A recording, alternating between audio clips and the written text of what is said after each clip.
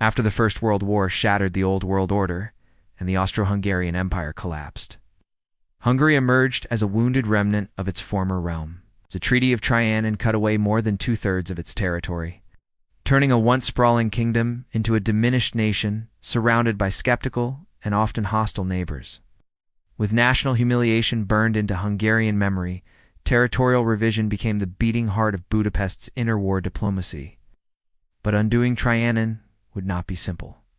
Hungary's ambitions were challenged by the so-called Little Entente, the alliance of Czechoslovakia, Romania, and Yugoslavia, backed firmly by France. With few paths available, Hungary slowly drifted into cooperation with Germany, believing that Berlin, despite its own expansionist dreams, offered the best chance to reverse Hungary's losses. Hitler initially had little interest in aiding Hungarian revisionism, saw Hungary as a complication, not an asset, particularly while planning the destruction of Czechoslovakia. But the late 1930s would reorder Europe. After absorbing Austria in 1938, Hitler turned to Hungary seeking cooperation against Prague. Budapest hesitated, wary of war, but the diplomatic gamble paid off. Under German-Italian arbitration, Hungary received nearly 12,000 square kilometers of southern Slovakia, the First Vienna Award. After Germany carved apart Czechoslovakia in 1939, the small region of Carpatho-Ukraine declared independence and appealed to Berlin for support. Germany remained silent, and Hungary struck swiftly, occupying the region and crushing brief resistance. By March 18, 1939, yet Hungary did not follow Germany blindly. When Hitler invaded Poland in 1939, Hungary refused assistance and quietly allowed more than 100,000 Polish refugees through its borders. Prime Minister Pál Teleki sought neutrality mixed with calculated revision, regaining lost lands while avoiding a catastrophic war. But the balance shifted again in 1940 when the Soviet Union seized Bessarabia and northern Bukovina from Romania. Hitler urged negotiations between Bucharest and Budapest, and the Second Vienna Award followed, granting Hungary 43,000 square kilometers of northern Transylvania. To solidify its role in the Axis orbit, Hungary formally entered the Tripartite Pact on November 20, 1940. Up to that moment, Hungary enlarged its borders, mostly without firing shots. But now, as an official Axis member, the road would grow darker. Only Yugoslavia remained outside of Axis control until March 1941. Belgrade signed the Yugoslav-Hungarian Treaty of Eternal Friendship, only for Yugoslavia to join the Tripartite Pact shortly thereafter. Within 2 days, a coup in Belgrade toppled the regency and elevated young King Peter II. Hitler seized on the crisis and prepared to invade Yugoslavia, demanding Hungary's participation, facing the unbearable decision of joining an unprovoked invasion against a newly allied state. Teleki chose death over dishonor. On April 3, 1941, he committed suicide, leaving a haunting note accusing the government of betraying its word and staining Hungary's honor. Despite Teleki's warning, Hungary joined the invasion. The Yugoslav army collapsed quickly, and Hungarian troops swept across the border, reclaiming Vojvodina, the Baranya Triangle, and emerged with minimal resistance. Britain severed diplomatic ties with Hungary, though, notably, did not declare war, perhaps in recognition of Teleki's tragic final act. Hungarian occupation policies soon followed. Citizens were divided.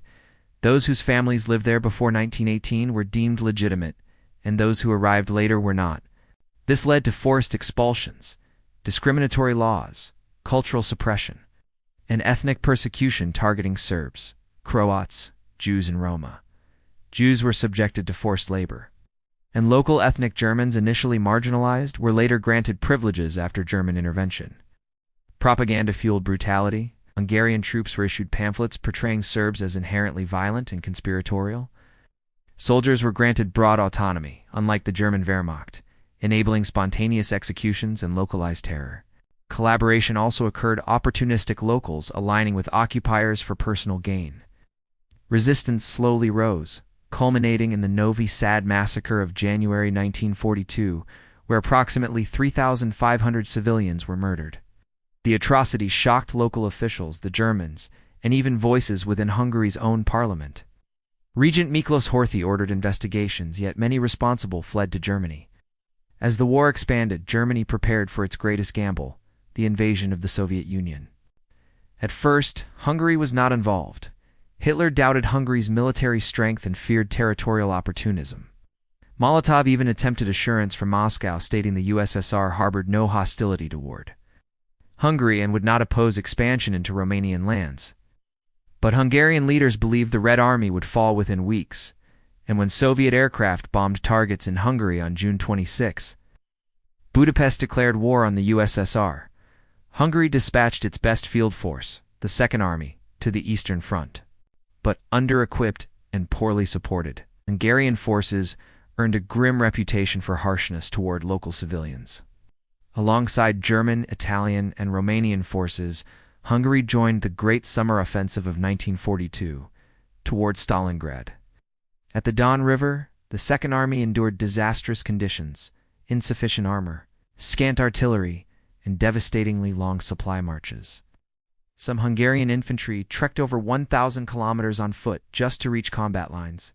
With winter's arrival and food, fuel, and clothing in short supply, positions thinned fatally. When the Soviet counteroffensive struck, Hungarian lines shattered. By early 1943, the Second Army had effectively ceased to exist, suffering roughly 143,000 casualties. Through 1943 and 1944, Hungarian troops were stationed across occupied Ukraine, Belarus, and Poland. Notably, Hungarian units refused to assist German forces in suppressing the Warsaw Uprising. Sensing doom, Hungary quietly sought exit from the war. Prime Minister Miklos Kálay engaged in secret peace diplomacy in 1943. In 1944, Horthy began negotiations with the Soviets. Germany responded with Operation Margaretha, the occupation of Hungary, on March 19, 1944. Most Hungarian forces did not resist, and some citizens even welcomed the Germans, unaware of the consequences. That same spring, mass deportations of Hungarian Jews began, coordinated by German authorities with assistance from Hungary's gendarmerie. Under Western pressure, Horthy halted the deportations and later attempted an armistice with the Soviets. Germany retaliated with Operation Panzerfaust, kidnapping Horthy's family and forcing him to appoint Ferenc Szalasi of the Arrow-Cross Party. Under Arrow-Cross rule, Hungary became a scene of horror.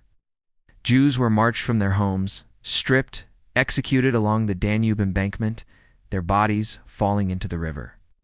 Thousands were deported to Auschwitz, though collapsing German logistics limited the scope. Meanwhile, the Red Army advanced relentlessly. Romania defected, turning against Germany. Hungary became a battleground. Budapest was encircled in December 1944, trapping tens of thousands of Axis troops and nearly 1 million civilians. Hitler declared the city a fortress, forbidding surrender.